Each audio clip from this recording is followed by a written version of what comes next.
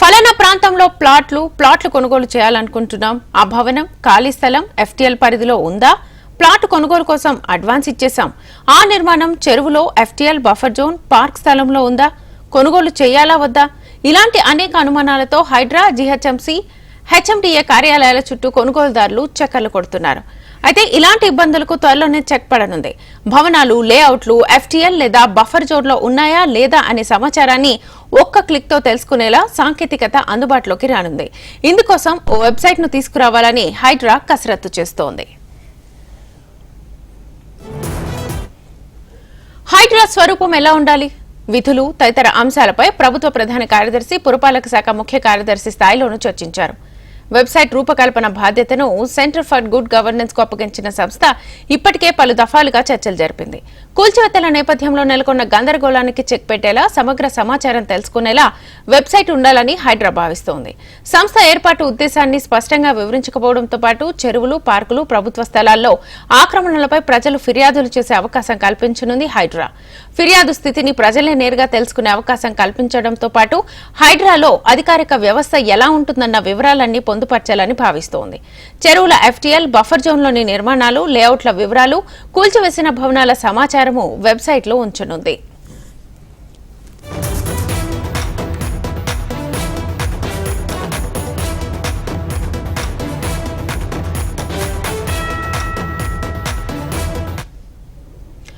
తుది నోటిఫికేషన్ ప్రకటించిన చెరువుల మ్యాప్లు హెచ్ఎండిఏ వెబ్సైట్లో అందుబాటులో ఉన్న సాధారణ పౌరులకు ఏమాత్రం అర్థం కాని పరిస్థితి ఉంది.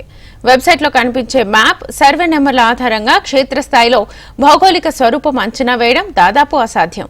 ఈ నేపథ్యంలో ఆయా చెరువుల కోఆర్డినేటర్లను గూగుల్ ఎర్త్లో అప్లోడ్ చేయాలని హైడ్రా భావిస్తోంది. హెచ్ఎండిఏ ఇతర విభాగాల సహకారంతో ఈ ప్రక్రియను చేపట్టనున్నారు.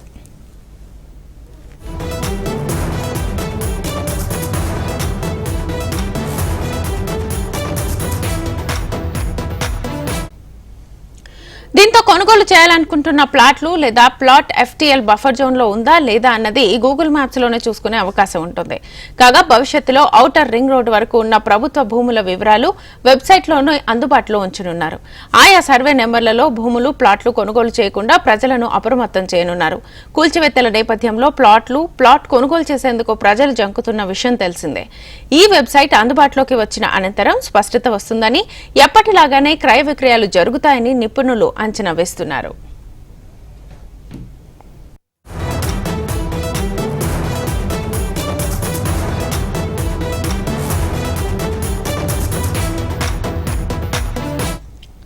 ఈ క్రమంలో హైడ్రాకు ప్రభుత్వం 50 కోట్ల రూపాయలు విడుదల చేసింది. ఈ నిధులు ఇప్పటికే సంస్థ ఖాతాలో జమ అయ్యాయి. సీఎం రేవంత్ రెడ్డి ప్రత్యేక చొరవతో ఏర్పాటైన హైడ్రాకు 2024-25 బడ్జెట్లో 200 కోట్ల రూపాయలు కేటాయించారు. ఇందులో మొదటి త్రైమాసికానికి సంబంధించి 50 కోట్ల రూపాయలు విడుదలయ్యాయి.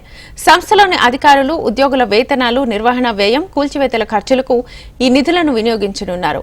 ఆస్తుల పరిరక్షణ, విపత్తుల నిర్వహణ కోసం 3,500 మంది సిబ్బంది అవసరమని ప్రాథమికంగా అంచనా వేశారు. త్వరలోనే పోలీస్ శాఖతో పాటు ఇరిగేషన్, రెవెన్యూ, టౌన్ ప్లానింగ్ విభాగాల నుంచి అధికారులు హైడ్రాకు రానున్నారు. వీరందరి వేతనాలు, వాహన సదుపాయాల ఖర్చును హైడ్రా భరించనుంది.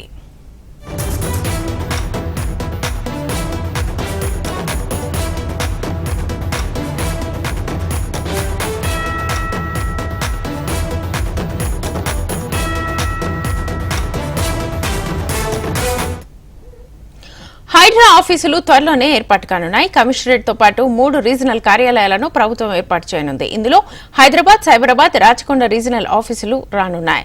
రసూల్పురలోని ప్యాలెస్ లో హైడ్రా కమిషనర్ కార్యాలయాన్ని ఏర్పాటు చేస్తున్నారు. ఈ మేరకు ఆ భవనాన్ని కమిషనర్ సహా పలువురు అధికారులు పలుమార్లు పరిశీలించారు. ప్రస్తుతం కొనసాగుతున్న హైడ్రా కార్యాలయాన్ని హైదరాబాద్ రీజనల్ ఆఫీస్ కి కేటాయించనున్నారు. ఇదే బిల్డింగ్ లోని బి బ్లాక్ లో హైడ్రా పోలీస్ స్టేషన్ ఏర్పాటు కానుంది. సైబరాబాద్ రీజనల్ ఆఫీస్ కు సంబంధించిన భవనాన్ని అధికారులు పరిశీలిస్తున్నారు. సేలింగంపల్లి, కూకట్పల్లి నియోజకవర్గాల్లో ఏర్పాటు చేసే అవకాశం ఉంది.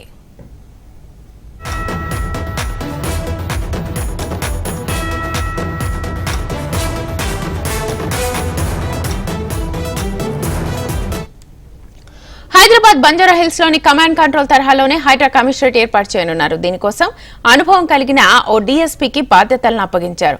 అన్ని రకాల టెక్నాలజీతో కంట్రోల్ రూమ్ ఉండేలా ప్లాన్ చేస్తున్నారు. ఇందులో భాగంగా షాద్ నగర్ లోని నేషనల్ రిమోట్ సెన్సింగ్ సెంటర్ ను హైడ్రా అధికారులు పరిశీలించారు.